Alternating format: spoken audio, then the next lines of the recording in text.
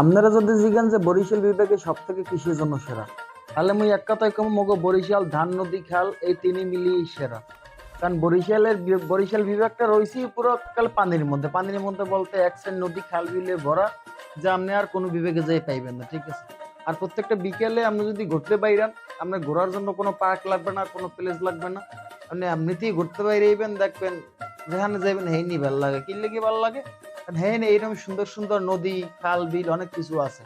এবং নদীর মধ্যে বিয়েল টাইমে এই সিজনে ইলিশ মাছ ধরার যে সৌন্দর্য, এবং নদীর পাড়ে যে সূর্য রোদ দেয়, রোদের যে রোশনি, এগুলা কি অসম্ভব সুন্দর লাগে এক কথা বলতে গেলে, ঠিক আছে। আমরা কিন্তু এইসব ন্যাচারাল পরিবেশে, প্রাকৃতিক পরিবেশে ঘুরে ফিরি, অনেক রকমের শান্তি পাই, অনেক মজা পাই, যেটা আমরা অন্য কোনো বিবেক বইয়া নাও পাইতে পারেন। যদি এই শান্তি পাইতে চান, এই শান্তি পাইতে হইলে আপনাকে এককালে বরিশাল হওয়া লাগবে, বরিশালের নদীর ফিরে হওয়া লাগবে। আর এটা হচ্ছে পায়রা নদী। আর মুই বেশি, আর মোরা বরিশালেরা মোরা কিন্তু একসের মাছ খাইতে পারি।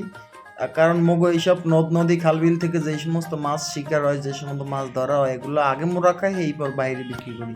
এত পরিমাণে মাছ পাই যে মাছগুলো মনে করেন আমনগো মাঝে ভাগ করে দিই। আর মোরা যদি মনে করেন আমনগো মাছ না দিতাম, তাহলে আপনারা মাছ না খাইয়ে মরতেন।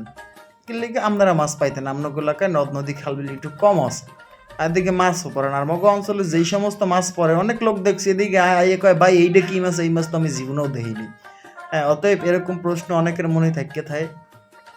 কিন্তু আমাদের মনে এরকম কোনো আফসোস নাই, কারণ আমরা মাছের জগতে যত মাছ আছে, আল্লাহর রহমতে, আল্লাহর অশেষ নিয়ামতে আমরা সব মাছই খাইছি।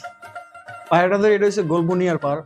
এই জায়গায় আপনার সৌন্দর্য আপনি পাগল হয়ে যাইবেন এক কথা, ঠিক আছে। পাগল হয়ে দৌড় দেবেন, আর কোনো কিছু করার নাই। কিন্তু এখানে একসের সুন্দর ভাই। জায়গাটা এসে সারাদিনে যত ক্লান্তি, যত পরিশ্রম সব ছিল, সবগুলো এক কথা ধূলিসাৎ হয়ে গেল। চারপাশে পরিবেশটা দেখে এতটা মনে মুগ্ধ হওয়া যায়, যেটা ধারণার বাহিরে। আপনি